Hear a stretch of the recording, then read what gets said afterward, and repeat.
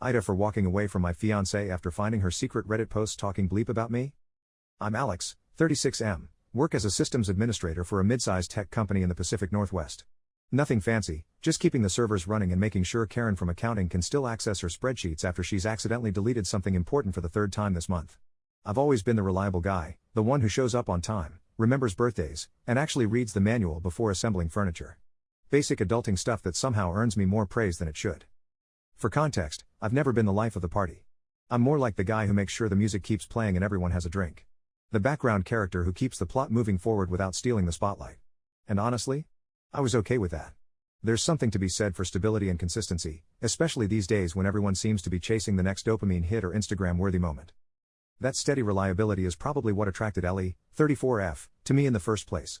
We met about 3 years ago at a board game night hosted by mutual friends. She walked in with this infectious energy, quick-witted, slightly sarcastic, and somehow both intimidating and approachable at the same time. She had this vibrant red hair, dyed, but it suited her, and a laugh that made everyone turn to see what was so funny. I remember thinking she was way out of my league, but somehow we ended up paired together for a strategy game, and we clicked instantly.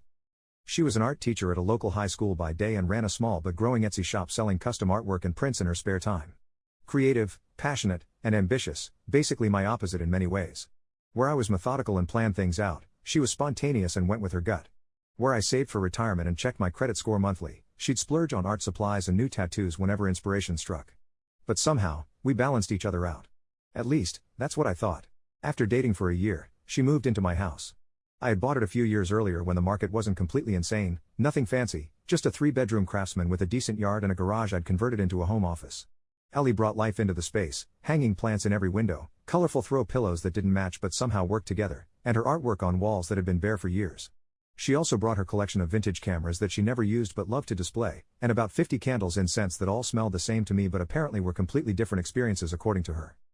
The financial arrangement was pretty straightforward from the beginning. I owned the house and had a stable income that covered the mortgage, utilities, and most of our living expenses. Ellie contributed when she could from her teaching salary and Etsy sales, but it was inconsistent. I never minded picking up the slack. I made more money, had fewer student loans, and genuinely believed in investing in our shared future. When I first suggested we set up a joint account for household expenses, she rolled her eyes and said something like, "Classic Alex, always trying to organize the chaos." But she agreed, and we made it work. The first 2 years together were honestly the happiest I've ever been. We had our routines: Sunday morning pancakes where she'd try to create pancake art while I made perfectly round, boring ones. Thursday night board games with friends. Weekend hikes with picnics where she'd spend more time photographing the food than eating it. We'd binge watch shows together, her feet in my lap while I absent-mindedly rubbed them as she provided running commentary on plot holes and character development. We got engaged last year during a weekend trip to the coast. Nothing extravagant, just a private moment on the beach at sunset with a ring I'd spent months researching and saving for. She cried, said yes, and we spent the evening calling friends and family to share the news. Looking back now, I remember she seemed slightly hesitant when her mom started asking about wedding dates, but I chalked it up to her being overwhelmed by the moment. The wedding planning started off enthusiastically. We created a shared spreadsheet, my idea, obviously, to track vendors, deposits, guest lists, and all the details. Ellie was in charge of the aesthetic decisions, colors, flowers, invitations, while I handled the logistics and budget. For a few months, it felt like we were a perfect team, complementing each other's strengths. But then, something shifted. It was subtle at first, so subtle that I questioned whether I was imagining things. Ellie started spending more time on her phone, often chuckling to herself but brushing me off when I asked what was so funny. "Just a meme," she'd say, or "nothing, just something a student said today." Our conversations became increasingly one-sided, me sharing details about my day while she offered vague responses or seemed distracted. When I tried to talk to her about it, she'd dismiss my concerns. "You're overthinking again," she'd say with a slight eye roll. "Not everything needs to be analyzed to death, Alex." Or my personal favorite, "I'm just tired from work." Not everything is a relationship crisis. Then came the comments, little digs that individually seemed harmless but collectively formed a pattern I couldn't ignore. Things like, "Not everyone wants to live life according to a spreadsheet, you know. Sometimes I wish you'd do something unpredictable, just once. Must be nice to be so emotionally neutral about everything. Your idea of spontaneity is ordering dessert on a weeknight." She'd always say these things with a smile or a playful tone, making it impossible for me to call her out without seeming overly sensitive. And because I hate conflict and tend to internalize criticism, I just absorb it, wondering if maybe she was right. Maybe I was too predictable, too boring, too structured for someone as free-spirited as her. The wedding planning spreadsheet became increasingly neglected on her end. I'd update vendor information or budget details, and she'd ignore my requests to review them or make decisions. When I'd bring it up, she'd sigh dramatically and say, "I trust you to handle it, you're so much better at these details anyway." What once felt like a compliment to my organizational skills now felt like a dismissal. The turning point came last week. I went to log into our Netflix account one evening while Ellie was at a staff meeting, which had been happening with increasing frequency lately, only to discover the password had been changed. Nothing major, just a small inconvenience. I texted her about it, and she replied that she'd been testing new password combinations and forgot to tell me. She sent the new password, and that should have been the end of it. Except something about her explanation didn't sit right with me. Who tests passwords on active accounts? And why change our shared Netflix password without mentioning it? It seemed like such a small thing to lie about, which made me wonder what else she might be concealing. That night, after she went to bed, I sat in my home office staring at the new password she'd sent me. It was unusually specific, not her typical pattern of pet names or meaningful dates. Out of curiosity, and yes, I admit, a growing suspicion, I tried using it to log into her email. No luck. Her Instagram? Nope. But then I thought of Reddit. She'd mentioned browsing it occasionally, though she'd never shared her username with me. I opened Reddit, entered the email address she used for everything, and tried the new password. It worked. The account loaded, and I found myself staring at her anonymous profile. The username was nothing special, just a random combination of words and numbers that wouldn't immediately identify her. But as I started scrolling through her post history, my stomach dropped to the floor. There, laid out in chronological order, was a detailed account of our relationship, from her perspective. And it wasn't pretty. The first post I saw was from about 4 months ago, titled "Living with a Man Who Tries Harder Than He's Worth." I felt like I'd been punched in the gut just reading the title, but morbid curiosity pushed me to continue. The post was unmistakably about me. Alex was never mentioned by name, but every detail aligned perfectly with our relationship. She described me as emotionally stunted, pathologically boring, and the human equivalent of beige wallpaper. She complained that I act like basic consideration is worthy of a medal and that living with me was like dating an anthropomorphized Excel spreadsheet. That post had received dozens of upvotes and comments, most of them sympathizing with her plight and offering advice on how to either change me or leave me. One commenter wrote, "Girl, you're not his therapist or life coach. You don't have to fix him or wait for him to develop a personality. Run." To which Ellie had replied with a laughing emoji and right? Sometimes I stare at him while he's explaining the efficient way to load the dishwasher and wonder how I ended up here. My hands were shaking as I scrolled further, finding post after post spanning the past several months. My fiancé surprised me with dinner after my Etsy shop hit a milestone, and somehow made my achievement all about him, conveniently leaving out how I'd spent weeks helping her set up the website and photography setup that helped her reach that milestone. Does anyone else's partner think buying flowers automatically entitles them to appreciation? After I'd brought home her favorite lilies just because I saw them and thought of her. How do you tell your fiancé that his idea of fun makes you want to fake your own death? Regarding a weekend trip I'd planned to a botanical garden she had previously expressed interest in. Each post twisted our shared experiences into unrecognizable narratives where I was always the villain, controlling, boring, emotionally incompetent, and she was the long-suffering partner just trying to make it work. She'd even criticized the engagement ring I'd spent months selecting, calling it predictably safe, just like him. The most recent post, from just 2 weeks ago, was titled "How do you gently tell your fiancé he has the emotional depth of a rice cake?" In the comments, someone had suggested couples counseling. Her response? "Please, I'd rather fake a coma." Can you imagine him bringing a spreadsheet of relationship inefficiencies to the therapist? I sat there for hours, reading every single post and comment, feeling increasingly numb. This wasn't just venting, this was systematic character assassination for internet points. This was someone I loved, someone I planned to marry, deliberately misrepresenting our relationship to strangers for validation and sympathy. And all while I was paying our mortgage, planning our wedding, and trying to build a life together. I didn't feel anger at first, just a profound, hollow emptiness. Like someone had switched on the lights in a dark room to reveal that what I thought was a beautiful painting was actually just scribbles on the wall. Everything I thought we had built together suddenly felt like an elaborate illusion. At around 3 a.m., I made a decision. I methodically took screenshots of every post and comment, organizing them chronologically in a document. I included usernames she frequently interacted with, noting patterns in her responses and the timeline of her growing disdain. Then I printed it all out, 27 pages in total. I stapled them neatly and highlighted the most cutting remarks, the most blatant lies, the cruelest characterizations. On the cover page, I wrote a simple note: "Thanks for the feedback. Particularly enjoyed being called a walking beige flag, very creative. Your anthropomorphized Excel spreadsheet." I placed the stack on her vanity, where I knew she'd see it first thing in the morning, then packed an overnight bag and went to a hotel. I turned off my phone completely, no calls, no texts, no notifications. For the first time in years, I wanted to be completely unreachable. Particularly by her. When I turned my phone back on the next morning, it exploded with notifications. 23 missed calls, 17 voicemails, and dozens of text messages, all from Ellie. The progression was fascinating in its predictability. First confusion: "Alex? What is this? What did you do?" Then deflection: "Those were private. You had no right to go through my account." Followed by minimization: "I was just venting." Everyone does it. It doesn't mean anything. Then panic, please answer me. We need to talk about this like adults. And finally, manipulation. I can't believe you'd throw away everything we have over some stupid Reddit posts. This is exactly the emotional immaturity I was talking about. I didn't respond to any of them.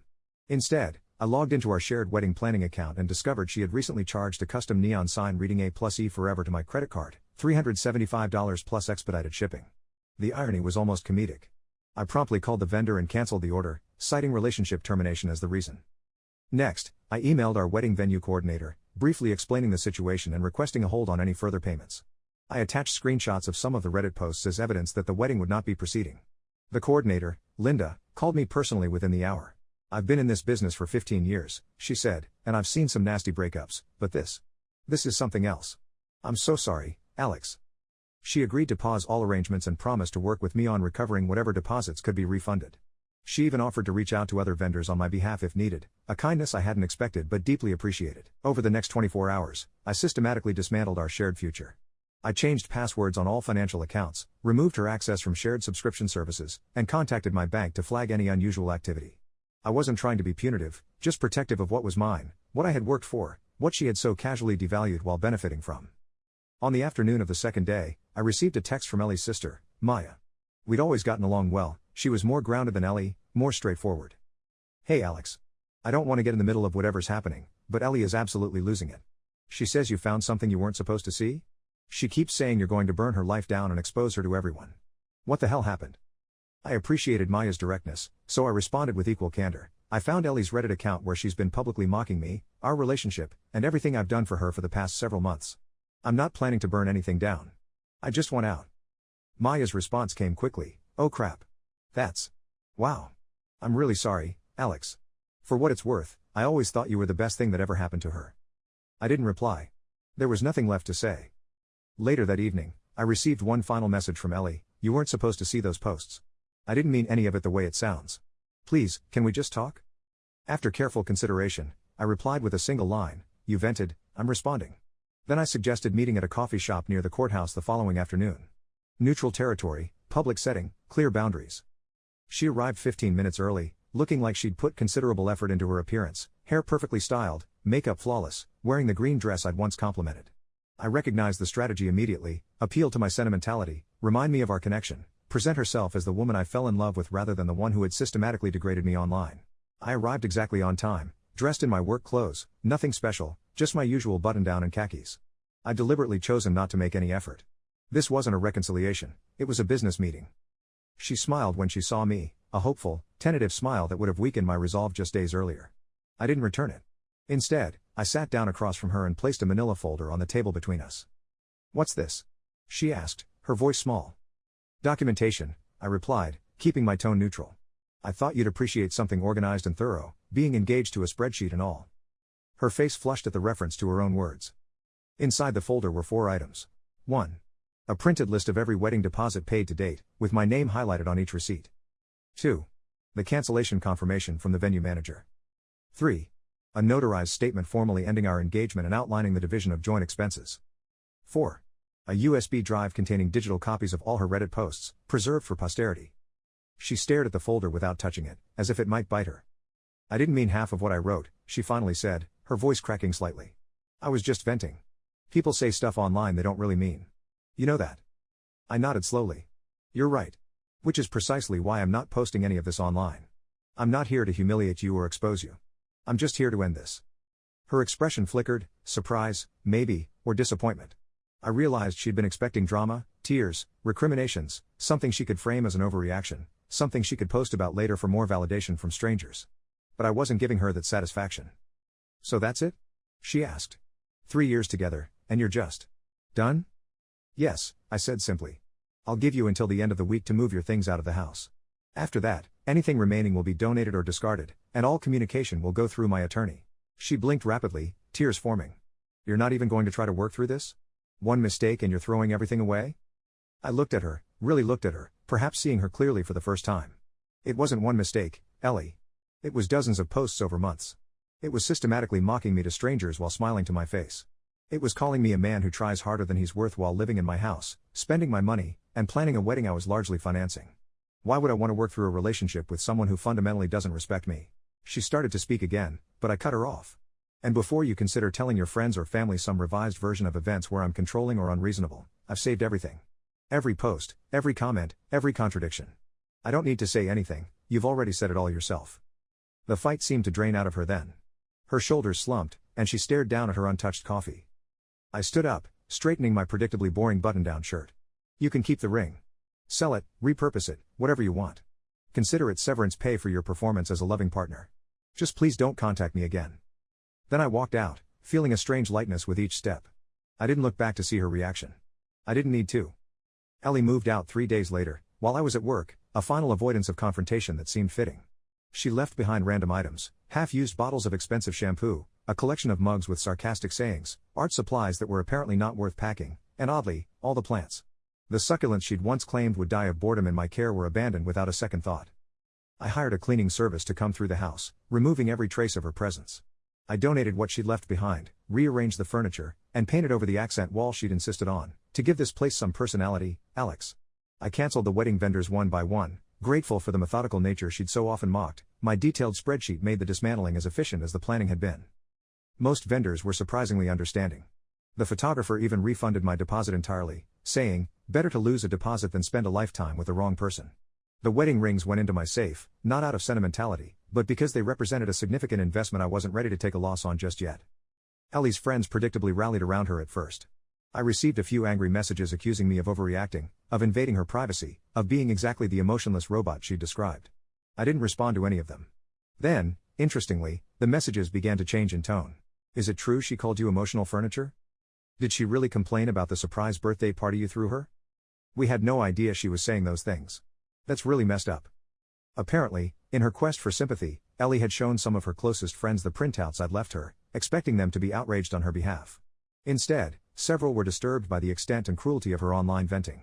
One friend, Zoe, even reached out directly. For what it's worth, I always thought you two had something special. The way you looked at her. I guess she couldn't see what was right in front of her. I'm sorry it ended this way. I found myself back on Reddit about a week later, not looking for drama but curious if there had been any aftermath on her end. There was, a new post under the same username. My fiancée found my private vent account and ended our engagement. I think I've ruined everything. For once, the comments weren't entirely supportive. You called him emotional wallpaper and expected loyalty? Sounds like he dodged a bullet, honestly. If my partner wrote about me the way you wrote about him, I'd leave too. She hadn't deleted her previous posts, perhaps thinking they'd justify her position. They didn't. Instead, they provided a clear timeline of her growing contempt, contrasted sharply with her sudden remorse once consequences appeared. I didn't comment. Didn't vote.